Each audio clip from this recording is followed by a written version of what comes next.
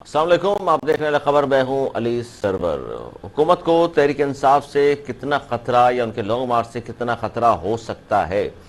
और दूसरी तरफ जब हम देखते हैं कि वज़ीर आज़म पाकिस्तान जनाब शहबाज शरीफ साहब ने इस बात को तस्लीम किया कि इस वक्त जो माशी हालात है पाकिस्तान के, उस पर काबू पाना इत्तेहादियों के बगैर नामुमकिन होगा। और उन्होंने ये भी कहा कि मुल्क शदीद तरीन माशी खतरात में घिरा हुआ है। और ज़ाहिर है इसका मलबा उन्होंने साबका हुकूमत पर डाल दिया, और साबका हुकूमत इनकी गारमेंट पर डाला करती थी। अब होगा क्या, क्योंकि एक तरफ हम देख रहे हैं कि इमरान खान साहब इक़्तिदार से बाहर आए हैं, तो वो मुसलसल ही कह रहे हैं कि इस हुकूमत को हम चलने नहीं देंगे जब तक कि नए इलेक्शन नहीं हो। इलेक्शन में भी उन्होंने एक नई बात कर दी। वो ये कहते हैं जी अब अगर अक्सरियत नहीं मिली मुझे, जिस तरह पहले अक्सरियत नहीं मिली थी तो बहुत सारी पार्टीज को जोड़कर हुकूमत बनाना पड़ी, तो वो ये कह रहे हैं कि मैं इक़्तिदार नहीं लूंगा, इक़्तिदार में नहीं आऊंगा। उससे पहले भी उन्होंने हालांकि ये कहा था 2018 से पहले, लेकिन उसके बाद फिर इक़्तिदार में आ गए थे। लेकिन अब वो कहते हैं जी मेरा बड़ा पुख्ता इरादा है कि अब अगर शरीयत नहीं मिली तो हुकूमत में नहीं आऊँगा, अपोजिशन में बैठ जाऊँगा, क्योंकि बहुत सारी कानून साजी हम नहीं कर सके। एक ज़्यादा सीटें नहीं थी, ज़्यादा नंबर्स नहीं थे हमारे पास, जिसकी वजह से बहुत सारी चीज़ों पर कंप्रोमाइज़ करना पड़ा। फिर इमरान खान साहब ने इल्ज़ाम लगाया अपने दो पीटीआई के सीनियर रहनुमाओं पर, जो कि अब मुनहरिफ हो चुके हैं, एक अलीम खान और दूसरे जहांगीर तरीन। दोनों को कहा उन्होंने कि इन दोनों का मकसद इक़्तिदार में आकर फ़ायदा उठाना था, जिसका अलीम खान ने तो खैर जवाब भी दिया। और उन्होंने कहा कि जी मनाजरा करें किसी भी चैनल पर आकर, और मेरे बारे में गलत इल्ज़ाम लगाएंगे तो चुप नहीं बैठूंगा, बहुत सारे चीज़ें फिर मेरे पास भी हैं और मैं फिर बताऊंगा भी। इसी पर हम बात कर रहे हैं। अब्दुल्ला गुल साहब मौजूद हैं जी, चेयरमैन तहरीक जवानान पाकिस्तान, सीनियर तजज़ियाकार, मारूफ नाम है पाकिस्तान का। बहुत शुक्रिया अब्दुल्ला गुल साहब। क्या कहेंगे सर कि हुकूमत को तहरीक इंसाफ से कितना खतरा है, और क्या ये दबाव जो डाल रही है तहरीक इंसाफ नए इलेक्शन के हवाले से कामयाब हो जाएगी, या आप समझते हैं या नहीं ये 15-16 माह जो मौजूद हैं आइन और कानून के तहत मिले हैं इस हुकूमत को, वो पूरे करेगी गवर्नमेंट? बिस्मिल्लाहिर्रहमानिर्रहीम। देखें, इसका तो अंदिया जो है वो मौलाना फजलुर रहमान जो कि चेयरमैन पीडीएम हैं, उनकी तरफ से आ चुका है कि हुकूमत जो है वो कहीं जनवरी फरवरी जो है उनके लिए इलेक्शन करवाना चाहती है। और दूसरी बात यह है कि खुद जो इंडिकेटर्स हैं वो कोई इतने अच्छे तो नहीं नज़र आ रहे। और आपको पता ही है कि अगर जो गर्मियों में इलेक्शन कराए गए अगले साल, तो फिर वो इतनी शदीद गर्मियाँ हैं कि उसमें पॉसिबल नहीं होंगे। तो मेरा ख्याल है कि इलेक्शन तो अगर हुए तो फिर वो आएंगे अगले साल में। दूसरी बात यह है कि अगर फौरी तौर पर इलेक्शन जो है वो मैं समझता हूँ कि कोई रिजल्ट्स नहीं लाएगा। उसकी वजह यह है कि अभी आपने खुद ही अपने बयानिए में कहा कि इमरान खान साहब ने जो है वो कहा है कि मुझे अक्सरियत ना मिली तो मैं अपोजिशन में बैठूंगा। तो अपोजिशन में तो वो बैठने के लिए अभी भी तैयार नहीं है, तो तब कैसे तैयार होंगे? तब वो कौन इस चीज़ की गारंटी दे सकता है कि वो इलेक्शन को जो है वो ये ना कह दें कि ये मैनिपुलेट हुए हैं, इनमें धांधली हुई है, क्योंकि उनसे तो कुछ भी उम्मीद की जा सकती है। तकरीबन वो 234 यू टर्न पिछले जो 3 साल 7 माह के अरसा था हुकूमत का, उसमें 234 यू टर्न मैंने गिने हैं, तो वो उन्होंने लिए थे। तो वो बाद में भी अपनी बात जो है वो कर सकते हैं। तो बेहतर तो यह है कि मेरे ख्याल में तमाम लोगों से, जितने भी स्टेक होल्डर्स हैं, उनसे या तो अदालत आलिया जो है वो एक बॉन्ड लिखवा ले कि मुल्क की फलाह और बहबूद के हवाले से और उसकी सलामती और सिक्योरिटी के हवाले से, कि भाई अगर इलेक्शन होंगे या कुछ होगा तो फिर तमाम जो स्टेक होल्डर्स हैं वो उसको कबूल करेंगे। लेकिन मुझे नज़र नहीं आता, क्योंकि यहाँ तो अदालत को मानते नहीं हैं लोग, यहाँ उस जर्नैल को नहीं मानते जो जब आपके साथ खड़े होते हैं, आपके हर जो है वो एक पेज पे होते हैं तब वो ठीक होते हैं, लेकिन अगर वो आपसे राय से मुख्तलिफ राय रखें तो वो ख़राब होते हैं। और यही हाल पीडीएम के अंदर भी हुआ है। पीडीएम ने जो है क्या अफवाज पाकिस्तान के जो आईएसआई के सरबराह थे, फैसलाबाद में उनके खिलाफ नारे नहीं लगवाए थे। तो ये भी हकीकत है। गुजरांवाला में भी यही हुआ, बिल्कुल जी, गुजरांवाला में भी यही हुआ पीडीएम का। लेकिन मसला जो है वो आपके जो मुल्की मसाइल हैं, आपको याद होगा कि तहरीक इंसाफ के ऊपर हम इसलिए फोकस ज़्यादा करते हैं क्योंकि माजी की जितनी भी ताकतें थी, मौजूदा जो पीडीएम है उससे तो पहले ही लोग मुनहरफ हो चुके थे और मायूस हो चुके थे। और पीटीआई ने एक बाकायदा एक्शन प्लान पेश किया था और कहा था कि 90 दिनों के अंदर हम ये कर देंगे। और उनकी जो तुर्किश में सबसे जहरीला तीर था असद उमर साहब, उन्होंने जो मईशत का भट्टा बिठाया है वो तो अब आपके सामने है। लेकिन बहरहाल मेरा ख्याल है कि ये नैरेटिव कामयाब नहीं होगा कि अगली हर आने वाली हुकूमत जो है पिछली हुकूमत को मोरद इल्ज़ाम ठहराए। पाकिस्तान के जो मसाइल हैं वो इतने संगीन हो गए हैं, मुझे ऐसा एहसास हो रहा है कि 28 मई का दिन चूज किया जाएगा। गो के डॉक्टर अब्दुल कदीर खान साहब के जनाजे पे कोई नहीं गया, اور نہ ہی ان کو اپنی زندگی میں اس طرح سے آزاد اچھا کروایا گیا. یہ سر جو آپ نے تو ایک الگ سی جو بات کر دی ہے یہ بالکل درست ہے، کیونکہ اس پہ بڑا کہا جاتا ہے کہ 28 مئی کو ظاہر دھماکے کیے، ایٹمی دھماکے، اور پاکستان نے، اور جناب سرخرو ہو گیا پاکستان بھی. لیکن اس میں جو آپ نے بات کی عبدالقدیر خان صاحب کی، ان کے جنازے میں نہیں گئے، تو کہا جاتا ہے کہ شاید وہ اس لیے نہیں گئے تھے، پریشر تھا کسی باہر کے کسی ملک کا یا سپر پاور امریکہ کا، اور یا پھر وہ جو جنازے میں جایا نہیں کرتے خان صاحب، منع کیا ہوا ہے کسی نے. ان دونوں باتوں میں سچائی کون سی ہے؟ ان دونوں کی باتوں کی بالکل سچائی ہے. مغربی پریشر تھا تبھی تو ڈاکٹر قدیر خان کو ریلیز نہیں کیا تھا. تو اگر ریلیز کر دیتے نا، گھر سے ان کو قید میں کیوں رکھا ہوا تھا؟ میں تو ماضی والوں کو بھی اس میں مورد الزام ٹھہراتا ہوں، اور جو یہ لوگ تھے ان کو بھی جو ہے الزام. لیکن مسئلہ یہ ہے، جو بات ہو رہی تھی کہ معیشت کا جو انہوں نے ایک موقع دیا تھا اور کہا تھا کہ اسٹیل مل کے حوالے سے، دیگر معاملات کے حوالے سے معیشت کو بہتر کرنے کا اسد عمر صاحب نے، وہ تو پلان نہیں چلا. تو پھر معیشت کا آپ کیسے حل نکالیں گے؟ میرے خیال میں سوال یہ پوچھنا چاہیے. آپ جیسے جو میرے خیال میں پڑھے لکھے اینکرز ہیں، ان کو یہ سوال پوچھنا چاہیے کہ آپ کے پاس متبادل پلان کیا ہے، تاکہ یہ پتہ چلے. اور یہ اب باتیں صرف زبانی کلامی نہیں ہونی نہیں، چاہیے. اس پہ سر ابھی ایک بڑی اہم بات ہے. دیکھیے رضا باکر ابھی مدت پوری ہوئی، ریٹائر ہوئے، تو میں حیران اس بات پر ہوں کہ اب مفتاح اسماعیل اور باقی جو لوگ ہیں نون لیگ کے اور جو اتحادی ہیں، وہ ان کی تعریف کر رہے تھے کہ جی بہترین انہوں نے کام کیا. حالانکہ جب تک یہ اقتدار میں نہیں آئے تھے تو کہا کرتے تھے جی آئی ایم ایف کا بندہ ہے تو خاص وہاں بھی نوکری چل رہی ہے، مفادات اس کے وابستہ پاکستان سے نہیں ہے، ان سے ہیں. اب ان کی تعریف جاتے ہوئے ہو رہی ہے، یہ کچھ بات سمجھ میں نہیں آئی. دیکھیں، اب جیسے ابھی ماضی کی حکومت کے لوگ تھے، وہ تو یہ کہہ سکتے تھے کہ جی ہمیں تو حکومت کا تجربہ نہیں تھا، اس وجہ سے ہمیں تو اب پتہ چلا کہ حکومت تو ایک لوہے کے چنے چبانے کے مترادف ہے.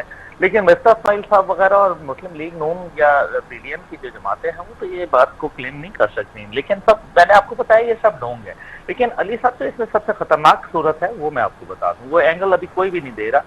وہ اینگل یہ ہے کہ یہ آخری ہفتہ جو ہے یہ بڑا خطرناک ہے.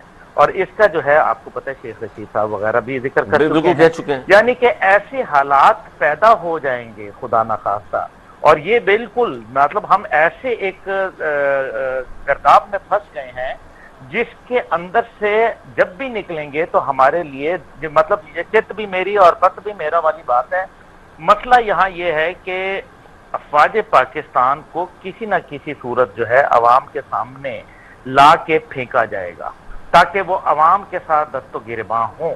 یہ حالات پیدا کیے جائیں گے، اور نتیجہ یہ ہوگا کہ جو موجودہ حکومت ہے وہ ختم ہو جائے گی، اس کا خاتمہ ہو جائے گا، اور وہ بجٹ پیش کرنے سے قاصر ہوگی. اور ایسے صورتحال میں افواج پاکستان کو ایک خالی خزانے کے ساتھ بجٹ پیش کرنا پڑ جائے گا.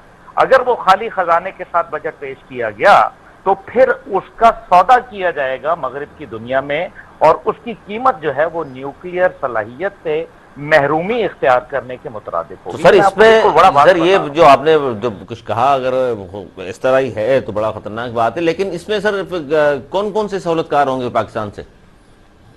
سہولت کار جنہوں نے افواج پاکستان کو گالیاں پی ڈی ایم کے جلسے گجرانوالہ سے دینا شروع کی، اور پی ٹی آئی کے جلسوں میں اس کا اختتام ہو رہا ہے. مطلب ابھی تک وہ چل رہا ہے سلسلہ، وہ ختم نہیں ہوا.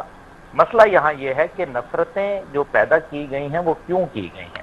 میرا خیال ہے ان معاملات کے اوپر غور کرنا سر اسٹیبلشمنٹ کو کیا ادراک نہیں ان چیزوں کا؟ اسٹیبلشمنٹ کو بالکل ادراک ہے، لیکن میرا خیال ہے کہ اسٹیبلشمنٹ کبھی کبھی جو ہے وہ چیزوں میں اوور کانفیڈنٹ ہو جاتی ہے. وہ سمجھتی ہے کہ شاید ہم معاملات کو ہینڈل کر لیں گے، لیکن صورتحال جو ہے وہ اس سے کہیں خطرناک ہو گئی. اچھا سر، یہ جو باتیں ہو رہی ہیں کہ اب ایک نیا نیریٹو پیش کیا جا رہا ہے کہ شاید کوئی ایکسٹینشن کا منع تو کیا گیا ہے لیکن وہ آفر کر دی گئی ہے، شاید وہ لے بھی لیں.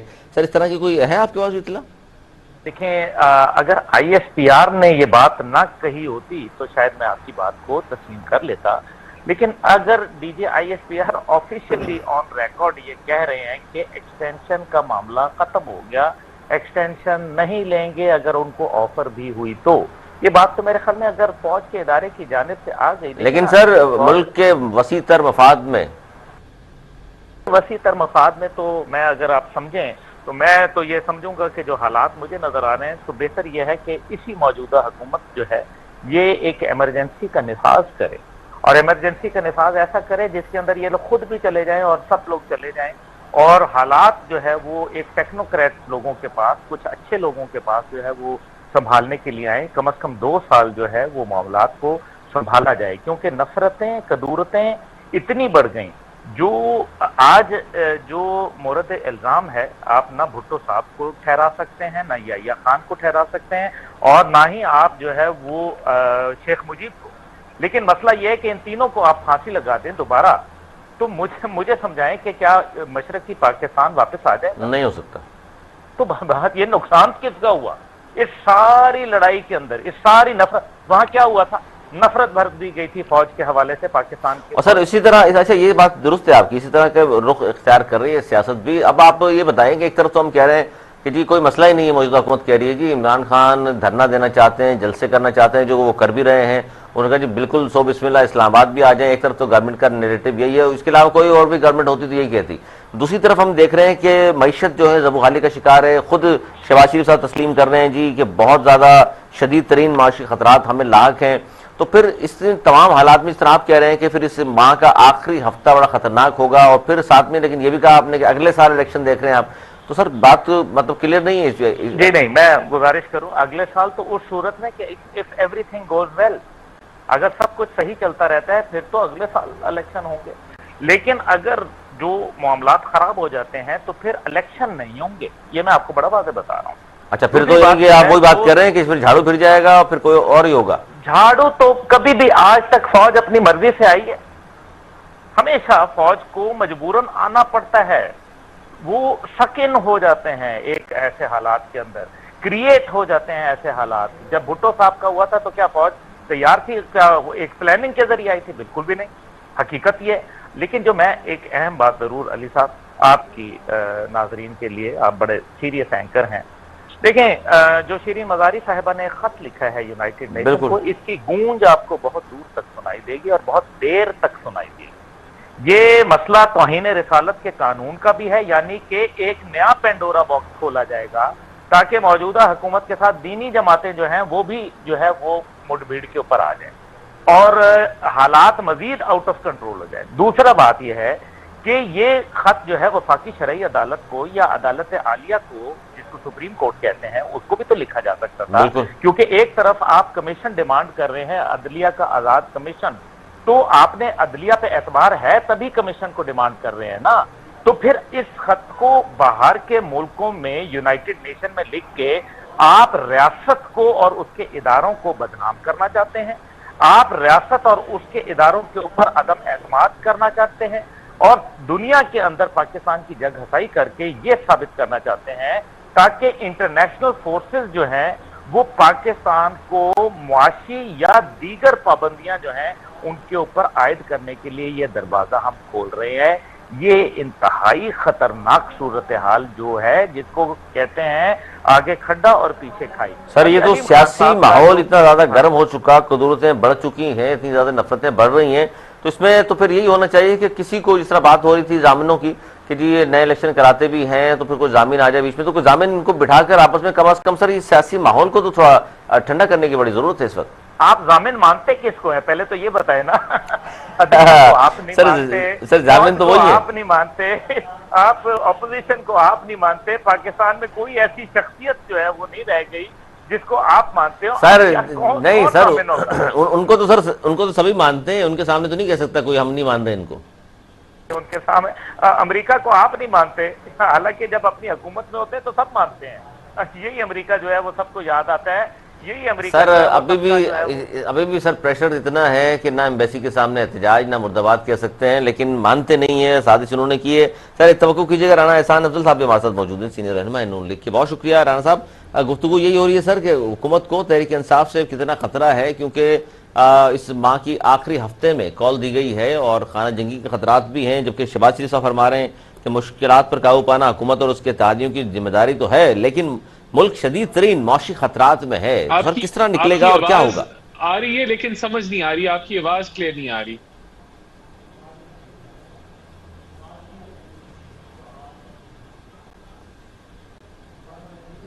جی رانا صاحب آواز آ رہی ہے میری آپ کو؟ جی آ رہی ہے، ابھی آ رہی ہے. جی رانا صاحب سوال یہی تھا میرا کہ حکومت کو تحریک انصاف سے کتنا خطرہ ہے، کیونکہ اس ماہ کے آخر میں انہوں نے کہا ہے کہ جی وہ آئیں گے اسلام آباد کی جانب، لاکھوں لوگ لے کر، خانہ جنگی کا خطرہ بھی ہے۔ آپ کی آواز آ رہی ہے لیکن سمجھ کچھ نہیں آ رہا، آپ کی آواز ڈسٹورٹڈ آ رہی ہے۔ اچھا دوبارہ تو چلیں، نہیں کوئی مسئلہ، دوبارہ رابطہ کرتے ہیں آپ سے۔ چھوٹا تو مجھے بریک بھی لینا سر، بریک لے لوں، پھر بریک کے بعد پھر یہیں سے آغاز کریں گے کہ ہوگا کیا، کیونکہ تحریک انصاف کا لانگ مارچ حکومت کے لیے کیا بہت بڑا چیلنج ہے یا نہیں ہے، اسی پر بات کریں گے۔ چھوٹے سے بریک کی بات کریں، میں جائیے گا، دیکھتے رہیے الگ خبر پروگرام میں۔ ایک بار پھر خوش آمدید۔ ہمارے ساتھ رانا احسان عبدل صاحب بھی موجود ہیں نون لیگ سے، جبکہ اقبال سان صاحب موجود ہیں، معاون خصوصی وزیر اعلیٰ سندھ پاکستان پیپلز پارٹی سے موجود ہیں، عبداللہ گل صاحب بھی موجود ہیں۔ بریک پہ جانے سے پہلے بات یہ ہو رہی تھی رانا صاحب کہ حکومت کو تحریک انصاف سے کتنا خطرہ یا ان کے لانگ مارچ سے بڑا ایک چیلنج ہوگا، کیونکہ اس ماہ کے آخر میں کہا گیا ہے ان کی جانب سے کہ ہم اسلام آباد کی جانب آئیں گے اور لاکھوں افراد ہوں گے۔ ایک طرف تو یہ صورتحال ہے، اور دوسرا سب سے بڑا چیلنج، جو اس سے بڑا چیلنج، وہ شہباز شریف صاحب نے خود تسلیم کیا کہ ملک شدید ترین معاشی خطرات میں ہے۔ کیا کہیں گے سر؟ دیکھیں، بسم اللہ الرحمن الرحیم، حکومت کو پی ٹی آئی سے کوئی خطرہ نہیں ہے، اور اس کی وجہ یہ ہے کہ یہ ایک جھوٹا بیانیہ عالمی سازش کا لے کے چل رہے ہیں، جو کہ کافی حد تک بے نقاب ہو چکا ہے، اور ان کا جو فین کلب ہے اس کے اندر اور فردر آنے والے ٹائم میں بے نقاب ہو جائے گا۔ دوسرا، ان کو جب کہ الیکشن ہو جائے کہ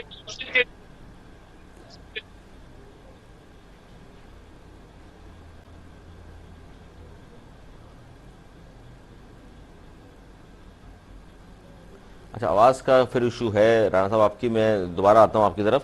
اقبال خان صاحب،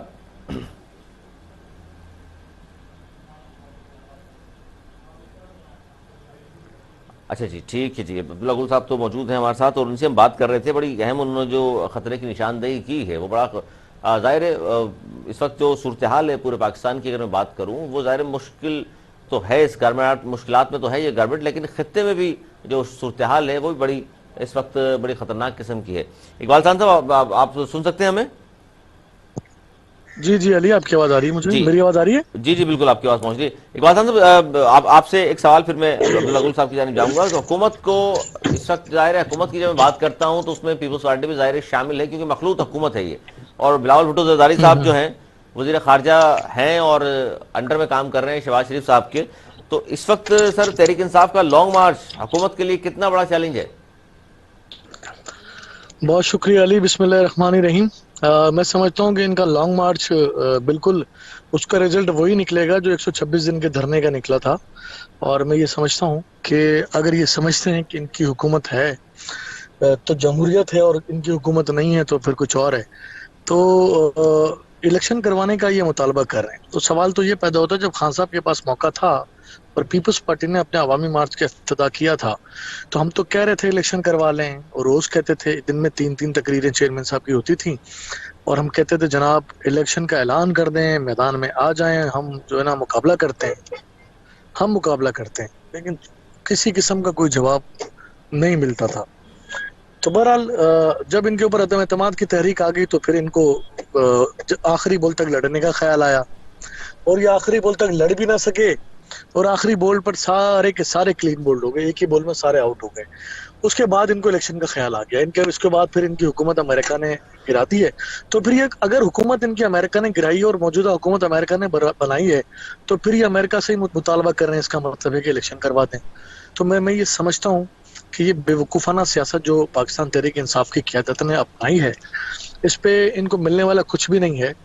ٹھیک ہے، اپنی الیکشن کیمپین چلا رہے ہیں، یہ اسمبلیاں اپنی مدت پوری کریں گی اور اس کے بعد الیکشن ہوگا، اس کی یہ تیاری کریں، ان کا حق ہے، لیکن جھوٹ نہ بولیں قوم کے ساتھ، بالکل اس طرح کہ جو تبدیلی کا نعرہ انہوں نے لگا کے قوم کو جھوٹ بولا، بالکل اسی طرح کہ جناب انہوں نے ریاست مدینہ کی بات کی، بالکل اسی طرح جھوٹ بول رہے ہیں کہ جو یہ کرپشن کے خاتمے کی بات کریں، بلکہ انٹرنیشنل انڈیکس میں پاکستان میں کرپشن کے درجے میں ترقی کی ہے عمران خان کی حکومت میں۔ اور جہاں تک معیشت کی بات ہے تو مجھے بتائیں کہ معیشت کی تباہی جو ان پونے 4 سالوں میں ہوئی ہے، شاید اگر یہ 70 سال میں بھی ہوئی ہے تو میں سمجھتا ہوں کہ یہ نہیں، لیکن اس میں معمولی بات۔ اقبال صاحب، لیکن اس وقت ملک شدید ترین معاشی خطرات میں ہے، وزیر اعظم صاحب بھی تسلیم کر رہے ہیں۔ دوسری طرف ایک طرف تو معاشی خطرات ہیں، پھر دوسری طرف خانہ جنگی کا خطرہ اس لیے ہے کہ وہ لاکھوں افراد اگر رخ کرتے ہیں اسلام آباد کی جانب تو وہ ظاہر ہے وہاں جا کے دھرنا دے دیں گے، وہ کہہ رہے ہیں نظام میں حکومت نہیں چلنے دیں گے۔ پھر دیکھیں، اگر آج سے پہلے انہوں نے لاکھوں لوگ جمع کیے ہیں تو پھر ہم امید کر سکتے ہیں کہ یہ جمع کر سکتے ہیں۔ अगर इससे पहले इन्होंने लाखों लोग जमा नहीं किए हैं, 27 तारीख को, 27 मार्च को भी तो इन्होंने जिसमें ये इन्होंने साजिश का जो पर्चा लहराया था उसमें भी तो लोग लाए थे ना। क्या तज्जिया निगारों ने तज्जिए किए थे, क्या इंटेलिजेंस रिपोर्ट थी कि कितने लोग थे। कोई 20,000 लिख रहा था, कोई 18,000 लिख रहा था, कोई 25,000 लिख रहा था। चलें जी, बहुत ज्यादा कर लें तो 30,000 होंगे। अब जब इतने और इतने जबरदस्त तरीके से इन्होंने उसकी कंपेन चलाई थी अमर बिल मारूफ वाली, मुझे एक बात बताएं कि खुदा न खास्ता अगर ये लाखों लोग उधर थे तो फिर हम उम्मीद कर सकते हैं कि ये लाखों लोग ला सकते हैं, दोबारा भी लाखों लोग लेकिन आ फिर इनकी सकते हैं। बस की अच्छा, बात नहीं है। आप तो सर मुतमईन है इसका मतलब है। राणा साहब, आप क्या कहेंगे कि ये बात दुरुस्त है कि कोई खतरा नहीं, हुकूमत को माशी चैलेंजेस जरूर दरपेश हैं लेकिन उस पर भी काबू पा लिया जाएगा और इलेक्शन जो है मुकर्रर वक्त पर ही होंगे? देखें जो खतरे की आप बात कर रहे हैं ना, खतरा हमें किस चीज से हो सकता है? ये एक जो है झूठे बयानिए की तहरीक बनाने की कोशिश कर रहे हैं, तो कभी झूठ के ऊपर तहरीकें बनती हैं।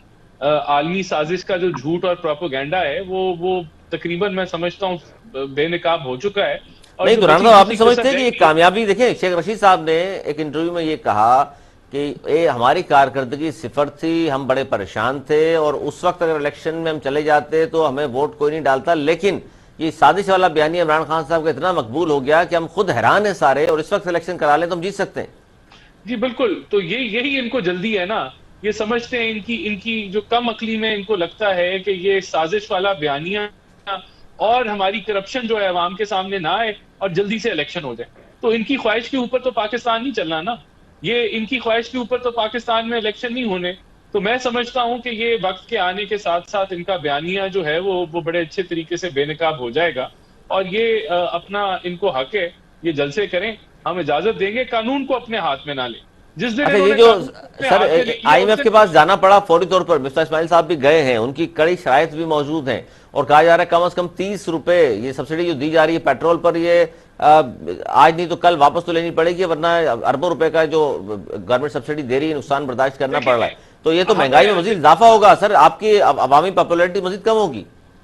देखिए मैं यहाँ मुझे आपको थोड़ा सा टाइम देना पड़ेगा, हमें कुछ हकायक मैं आपके सामने रख देता हूँ। देखें, जब 2018 में हमारी हुकूमत गई थी तो 10.08 अरब डॉलर मई 2018 में रिजर्व्स में पड़े थे और ये सारे वो पैसे थे जो पाकिस्तान इस्तेमाल कर सकता था। आज जब इनकी हुकूमत गई है तो 10.8 अरब डॉलर छोड़ के गई है, जिसमें से कुछ 10 अरब ऐसे हैं कि जो सिर्फ दिखाने के हैं, खर्च करने के नहीं है। तो मुल्क की को ये दिवालिये की तरफ लेके जा रहे थे। हमने इसको रोकना है, मुल्क की मईशत को और तबाही से, लेकिन उस कार्रवाई के अंदर अवाम और मईशत को जो है बहुत ज्यादा बड़े चैलेंजेस दरपेश हैं। मिसाल के तौर पे पेट्रोल पे जो इन्होंने सब्सिडी दी, अभी देखें हुकूमत जीरो टैक्स ले रही है, जीरो लेवी ले रही है, लेकिन उसके बावजूद 30 रुपया अपनी जेब से या 40 रुपया अपनी जेब से सब्सिडी दे रही है। मेरा बस चले तो मैं तेल को 100 रुपया कर दूं, लेकिन हमारे पास सब्सिडी देने के पैसे नहीं है। 5600 अरब का ये खसारा छोड़ के गए हैं, जो हमारे एक साल का, जो ये आखिरी साल है, और हमारे 5 सालों का खसारा 7000 अरब का था। तो ये रिकॉर्ड टैक्स भी इकट्ठा किया है। देखिए, नहीं मैं आपको बताऊं, हमें ये हकायक अवाम के सामने रखने हैं और हमें इस मुल्क की मईशत को शॉर्ट टर्म बर्फ नहीं देना। हम पेंट पॉलिश कर सकते हैं बड़ा अच्छा, लेकिन पेंट पॉलिश करना जो है वो मकसद नहीं है, मकसूद नहीं है। हमारा मकसद है इस मुल्क की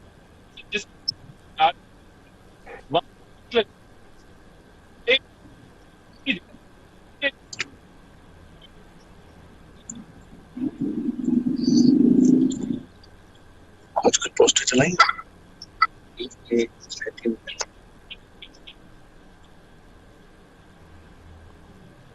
अच्छा, अब्दुल्ला गुल साहब, थोड़ा आवाज का मसला है। अब्दुल्ला गुल साहब, क्या कहेंगे आपके जो बात कर रहे हैं इकबाल खान साहब भी और राना एहसान अफजल साहब भी, सर किस हद तक आप मुतमईन हैं या समझते हैं कि आपकी बात तो दुरुस्त है, जिस तरह की बात कर रहे हैं कि कोई मसला नहीं है, संभाल सकती है ये गवर्नमेंट भी और इतना बड़ा खतरा भी नहीं है तहरीक इंसाफ की जानिब से? वो अगर हजारों लाखों अफराद दे भी आए तो जाहिर है एक तो एहतजाज करना उनका हक भी है, दूसरा पहले भी धरना दिया था, कुछ नहीं हुआ था। देखिए, जहाँ तक ताल्लुक है कि पहले धरने का कुछ नहीं हुआ था, नहीं असरात तो आए थे, असरात बाद में आते हैं, धरने के फौरी जो है वो असरात नहीं आया करते। लेकिन तब धरना जो है वो एजिटेशन की सियासत नहीं थी, आपको याद होगा। اب جو دھرنا ہے اس ٹائم پہ بھی دھرنے میں پھر امپائر کی انگلی کا کون انتظار کر رہا تھا؟ تو اب تو سر کون امپائر تھا کی پھر انگلی بھی جو نہیں ہے. ہاں پھر راحیل شریف صاحب سے کون جا کے ملے تھے؟ کیا طاہر القادری اور عمران خان صاحب بالکل ملے ملے تھے؟ تھے. تو ٹھیک ہے نا، تو پھر اس کا مطلب ہے اب، لیکن مسئلہ یہ ہے کہ اب تو آپ امپائر کو بھی نہیں مانتے نا جی، بات تو یہ ہے. اس لیے بات ایجیٹیشن کی طرف جائے گی. وہ دونوں ہمارے جو بھائی ہیں ان کی جو رائے ہے قابل احترام ہے، لیکن کیونکہ ظاہر ہے ان کی اپنی سیاسی وابستگیاں ہیں اور ان کا کام ہے کہ وہ حکومت کو ڈیفینڈ کریں، کرنا چاہیے بھی ہے. لیکن مسئلہ یہ ہے کہ خطرات تو ہیں. یہ تو بات نہیں ہے کہ خطرہ کوئی بھی نہیں ہے، بالکل خطرات ہیں. ایجیٹیشن کا خطرہ ہے، ایک موڈ آف دا نیشن جو ہے وہ چینج ہوا ہے لوگوں کے اندر جو ہے، اور پڑھے لکھے لوگوں کے اندر جب اس قسم کا شعور، چاہے وہ غلط ہو یا صحیح ہو، لیکن جب وہ شعور ہوتا ہے تو اس کے اثرات تو ہوتے ہیں. ابھی آپ نے ایک خودکش حملہ آور عورت کو دیکھا کراچی میں، جو کہ پڑھی لکھی عورت تھی. تو پھر آپ دیکھیں، اس کو محسوس کریں. آپ یہ نہیں کہا جا سکتا کہ طوفان دیکھ کے میں آنکھیں جو ہے وہ بند کر لوں تو طوفان ٹل جائے گا. ہاں اس کے سدباب کرنا پڑے گا آپ کو. ابھی تک جو معاملات، ابھی تک تو میں یہ دیکھ رہا ہوں کہ پی ٹی آئی اپوزیشن میں ہونے کے باوجود ایگریسو موڈ کے اوپر ہے، اور وہ اس ٹائم پہ نیوز بنا رہی ہے. حکومت نیوز نہیں بنا رہی، پی ٹی آئی جو ہے وہ اس ٹائم پہ نیوز کریٹ کر رہی ہے. انٹرنیشنل وائبز جو ہیں وہ اچھے نہیں جا رہے پاکستانیوں کے لیے. آپ ہی کے پروگرام میں نے گزارش کی تھی بالکل. غیر ملکی پاکستانیوں سے کہ مت اپنے آپ کو جلسے جلوسوں میں اور پولیٹیکل انگیجمنٹس میں مت ڈالیں. نتیجہ آپ کے سامنے ہے، آنا شروع ہو گیا، لوگوں کو وہاں سے نکالنا شروع ہو گئے، لوگوں کے خلاف جو ہے کیسز بننا شروع ہو گئے. تو یہ کیا اچھی طرف ہم جا اچھی رہے طرف ہیں؟ نہیں جا رہے، یہ بات بالکل درست ہے. آبدہ راجہ صاحب موجود ہیں جی، پی ٹی آئی کی سینئر رہنما ہمارے ساتھ. آبدہ راجہ صاحب، راجہ صاحبہ بہت شکریہ آپ کا. کیا کہیں گے اس وقت آپ کی پارٹی خاص طور پر یہ جو بات کر رہے ہیں عبدالغل صاحب بھی کہ جناب ایگریسو موڈ میں ہے اور آپ لوگ اب جلد سے اور اس کے بعد دھرنے کی طرف جا رہے ہیں، لیکن گورنمنٹ کا تو ظاہر یہی کہنا ہے کہ جی ہمیں تو خطرہ نہیں ہے اور اس وقت معاشی مشکلات میں گھرا ہوا ہے پاکستان. تو آپ نہیں سمجھتی کہ یہ موقع نہیں تھا اور تسلیم کیا جانا چاہیے، کیونکہ آئین و قانون کے مطابق تحریک عدم اعتماد کے ذریعے خان صاحب کو گھر بھیجا گیا؟ مجھے یہ بتائیں کہ آپ کیا یہ سمجھتے ہیں کہ اس ٹائم پہ انہوں نے جو خرید و فروخت کی، لوگوں کے ضمیر کا سودا کیا، تو یہ ٹائم تھا؟ ٹھیک ہے. اور حکومت کو انہوں نے کس طریقے سے، ہماری حکومت کو یہاں سے وزیر اعظم کو کس طریقے سے ہٹایا، کیا وہ مناسب تھا؟ پھر اس کے بعد جو ہم کر رہے ہیں یہ تو لوگوں کے سامنے ایکسپوز ہو چکے ہیں. لوگوں کے سامنے کیا، پوری دنیا کے سامنے یہ ایکسپوز ہو چکے ہیں کہ ان کا لائے عمل کیا ہے، یہ چاہتے کیا ہیں. ان کی جنگ صرف سیٹوں کے لیے.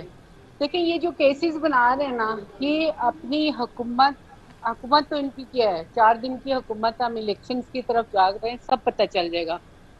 نہیں، لیکن الیکشن سب کی کو طرف آپ پتہ ہے ایسا بھی تو اتنے آپ کی کیسز خواہش ہے، گورنمنٹ تو یہ کہہ رہی ہے کہ آئینی مدت جو 15-16 ماہ کی ہماری موجود ہے وہ ہماری پوری کریں گے. خواہش نہیں ہے، ہماری خواہش نہیں ہے. آپ دیکھ لیں گے، ٹھیک ہے، آنے والے الیکشنز میں آپ دیکھ لیں گے کہ کس کی کیا خواہش ہے اور عوام کی خواہش کیا ہے. نہیں، الیکشن میں تو ظاہر ہے وہ انہوں لیکن الیکشن تو نے اگلے سال ہی ہوں گے نا.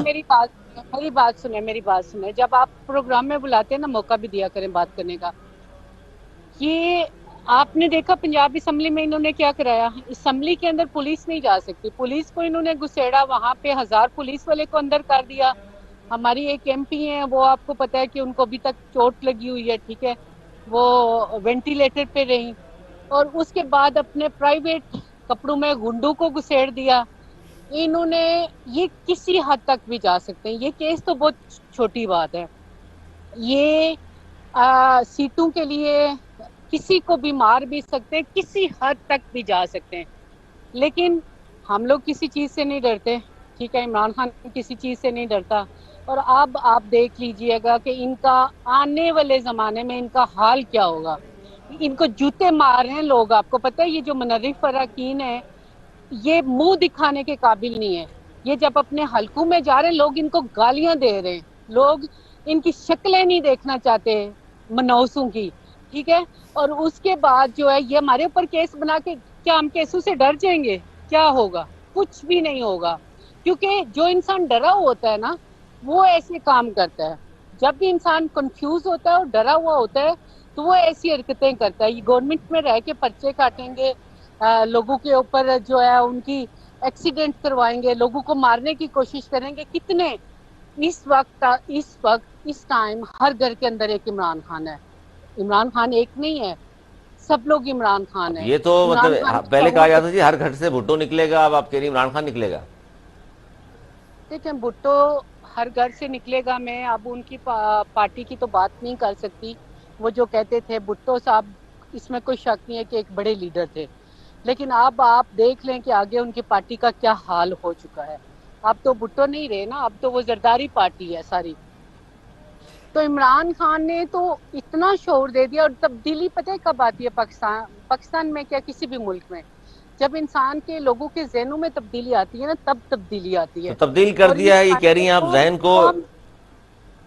قوم باشعور ہو چکی ہے, اور عمران خان نے باشعور کی ہے. باشعور کر دیا جی جب عمران خان صاحب. اقبال خان صاحب کیا کہیں گے اس پر, آپ آبدہ راجہ صاحبہ جو گفتگو کر رہی ہیں؟ مجھے کہہ رہے ہیں علی, جی جی. اچھا وہ میری بہن کہیں, ان کا حق ہے کچھ بھی کہیں گے. دیکھیں اصولی طور پر تو یہ میری بہن کی بات جو ہے, وہ کہہ رہی ہے خرید و ٹھیک ہے, فروخت ایک ہوتی منٹ, رہی, سب کے سامنے ہوتی رہی, عدالتیں بھی دیکھ رہی تھی, اس طرح بالکل حکومت چینج تبدیل بالکل کی گئی ہے, اس طرح تو نہیں ہوتا. بالکل 12 بجے کبھی بالکل خرید و عدالتیں فروخت. لگی ہیں پاکستان میں, 12 بجے جی کبھی لگی ہیں عدالتیں, جی رات کے عدالتیں 12 کھل گئیں بجے 12 عدالتیں بجے, خرید و فروخت فیصلے سب ہو کے جی جی سامنے رہے ہوتی رہی. اس میں طرح اگر خان صاحب کو آپ زندگی لوگوں نے گھر گزر بھیجا ہے, جاتی یہ ہے, غلط ہے. لوگوں کے میری فیصلے بہن نہیں جو ہوتے, پی ٹی آئی سے تعلق رکھتی ہیں, لوگوں تعامل کو کے ساتھ, زمین نہیں برداشت کے ملتی. ساتھ, جس طرح سب نے ان کو سنا ہے, امید کرتا ہوں یہ بھی سنیں گی. ویسے سنتے نہیں ہیں پی ٹی آئی کے لوگ, لیکن میں امید کرتا ہوں یہ سن لیں گی. دیکھیں بات یہ ہے کہ سینٹ میں جب چیئرمین کا الیکشن ہوا, تو کیا پاکستان تحریک انصاف میجورٹی میں تھی جو سینٹ کا چیئرمین لے کر آ گئی؟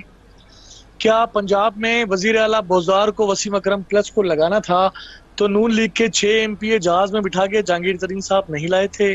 کیا جہانگیر ترین صاحب کا جہاز روزانہ کی بنیاد پر پک اینڈ ڈراپ نہیں دے رہا تھا؟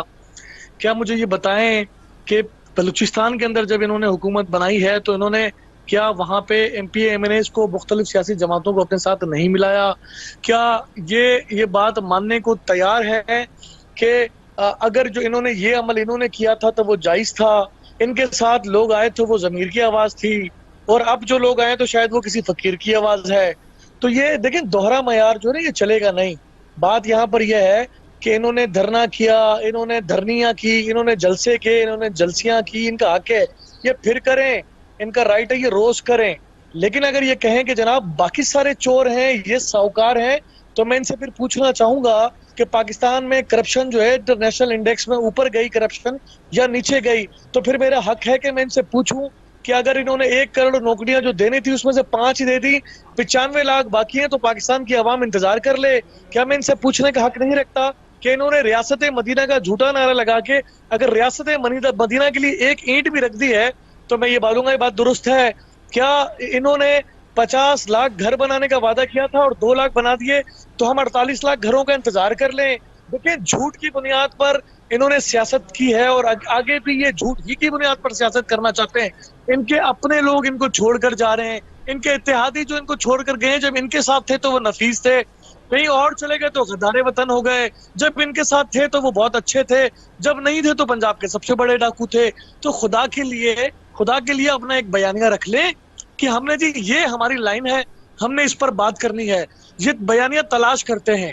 اگر کسی سفارتی خط کو انہوں نے امریکہ کا, میں سمجھتا ہوں کہ انہوں نے امریکہ کی سازش قرار دے دیا, تو میں سوال بنتا ہے کہ انہوں نے امریکہ کے خلاف کون سا ایسا عمل کیا تھا جس سے امریکہ کو تکلیف ہو گئی تھی؟ کیا انہوں نے شہید ذوالفقار علی بھٹو کی طرح اسلامی بلاک بنانے کی کوشش کی؟ کیا انہوں نے شہید ذوالفقار علی بھٹو کی طرح پاکستان کو ایٹمی بنیاد ڈالنے کی بنیاد رکھی؟ کیا انہوں نے شہید محترمہ بے نظیر بھٹو کی طرح میزائل ٹیکنالوجی پاکستان کو دے دی؟ کیا انہوں نے شہید ذوالفقار علی بھٹو کی طرح 73 کا آئین دیا جس میں متفقہ آئین تھا, جس میں ختم نبوت کے بل پر سائن کیا گیا؟ انہوں نے کون سا کارنامہ کیا جو کام کیا امریکہ ان کیا کے ہے خلاف ایسا ہو گیا؟ جس کی وجہ سے امریکہ خلاف ہو گیا عبدہ راجہ صاحبہ؟ ہیلو, جی عبدہ آپ صاحبہ. کو آواز آ رہی ہے؟ جی جی آ رہی ہے آواز آپ کی. دیکھیں امریکہ سب کے سامنے ہے, ٹھیک ہے, امریکہ پاکستان کو اور پوری پاکستانی قوم کو غلام بنانا چاہتا ہے, سب کے سامنے ہے. امریکہ ہمیں ڈکٹیٹ کرتا ہے کہ ہم یہ کریں وہ نہ کریں, امریکہ ہمیں کنٹرول کرنا چاہتا ہے. ہم عمران خان نے بتایا کہ ہم غلام نہیں ہیں, اور آپ کی لیڈرشپ نے، جو آپ کی سو کالڈ لیڈر ہیں، شہباز شریف نے کیا کہا کہ بھیک مانگنے والوں کی اپنی کوئی مرضی نہیں ہوتی، یہی کہا نا، پوری قوم کو بکاری بنا دیا۔ عمران خان نے سر اٹھا کے جینے کی بات کی، عمران خان نے ریاست مدینہ کی بات کی، جو احساس پروگرام، ہیلتھ، یہ وہ ساری چیزیں آپ دیکھیں تو ریاست مدینہ کی ہی انہوں نے بات کی۔ انہوں نے بات یہ کی ہے کہ ہم نے سینٹ میں کیا کیا، بھائی لوگ ہمارے ساتھ آنا چاہتے تھے، ہم نے کسی کو پیسے نہیں دیے، ٹھیک ہے، یہ قسمن اور الفن بات ہے۔ ہم نے زمینوں کا سودا نہیں کیا، جو ہمیں ووٹ دینا چاہتے تھے انہوں نے ہمیں دیے، کیونکہ ان کے اپنے بہت سے لوگ تھے جو ان لوگوں کو ووٹ ہی نہیں کرنا چاہتے تھے، انہوں نے ہمیں ووٹ دیے، ٹھیک ہے۔ جو لوگ ہمارے ساتھ آئے پنجاب کے اندر وہ اپنی مرضی سے آئے، ہمارے جو ان کے ساتھ گئے الحمدللہ گن صاف ہو گیا، ٹھیک اچھا ہے۔ چلیں جی، یہ تو آپ آج یہ کہہ رہی ہیں نا آپ کی مرضی سے آئے، رانا صاحب یہ جو دو تین پوائنٹس انہوں نے دیے کہ ایک تو اسپیکر کو مارا گیا، پرویز الہی صاحب کو زخمی کر دیا گیا، اس کے علاوہ پی ٹی آئی کے ووٹوں سے حمزہ شہباز جو ہیں وزیر اعلیٰ پنجاب بنے ہیں۔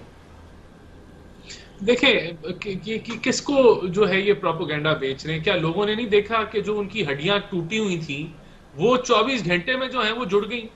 لوگ تو جاننا چاہتے ہیں کہ وہ علاج کہاں سے کراتے ہیں، بھئی ہمیں بتائیں۔ لیکن جتنی ویڈیو کلپنگز آئیں اس میں نون لیگ والا تو ایک بھی بندہ نہیں ملا کسی کو مارتے ہوئے۔ یہ ان کے پی ٹی آئی کے ممبر ملے جو لوٹے بھی پھینک رہے تھے، جنہوں نے ڈپٹی سپیکر کے بال بھی کھینچے، یعنی کہ ٹوٹل اپوزٹ جو حقائق ہے اس سے 180 ڈگری جو ہے وہ مختلف ان کا وہ بیانیہ ہوتا ہے اور اس پہ جھوٹ بولی جاتے ہیں۔ بھئی یہ جو رکاوٹ تھی، ہمارے پاس تو نمبر گیم پوری تھی، ہم نے کیوں ہنگامہ کرنا تھا؟ آپ تو نو کانفیڈنس کو ڈیلے پہ ڈیلے کرا رہے تھے۔ تو یہ باتیں دیکھیں، اتنا بیوقوف نہ سمجھیں اور اتنی تذلیل عوام کی نہ کریں کہ آپ وہ بولیں گے اچھا وہ سر، مان لیا پی جائے ٹی گا۔ آئی کے لوگوں کے ووٹ تو تھے نا آپ کی طرف؟ تو آپ آئین کو لاگو کریں، 63A کو نافذ کریں۔ ہم تو آئین کے مطابق چل رہے ہیں، اگر ڈیفیکشن ہو گئی ہے تو آپ نے جو کلاز فالو کرنا ہے، جو آپ کا آئینی رستہ ہے اس کو استعمال کریں۔ آئینی رستے کو استعمال کریں۔ جی بہت شکریہ عبدہ راجہ صاحبہ آپ کا، عبدالغل صاحب آپ کا، رانا احسان افضل صاحب آپ کا، اقبال خان صاحب آپ کا بہت شکریہ۔ ناظرین آج کا یہ تھا ہمارا پروگرام، آج تک کے لیے اتنا ہی۔ اگلے پروگرام تک کے لیے سرور میری ٹیم کو دی اجازت، مولانا کے بعد۔